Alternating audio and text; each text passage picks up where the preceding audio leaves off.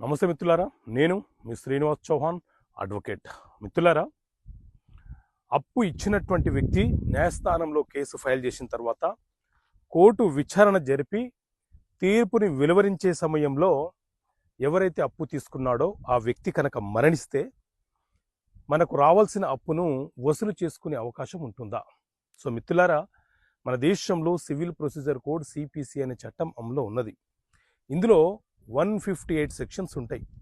అందులోని సెక్షన్ 50 ఏం చెప్తుంది అని అంటే, అప్పు తీసుకున్న వ్యక్తి కనుక మరణిస్తే న్యాయస్థానము వెలువరించినటువంటి తీర్పు ఏదైతే ఉందో ఆ తీర్పుని అప్పు తీసుకున్న వ్యక్తి యొక్క కుమారులు, వారసులు ఆ తండ్రి యొక్క ఆస్తులను ఏ నిష్పత్తిలో పంచుకున్నారో ఆయా నిష్పత్తిలో వారు ఆ తండ్రి యొక్క అప్పులకు బాధ్యులవుతూ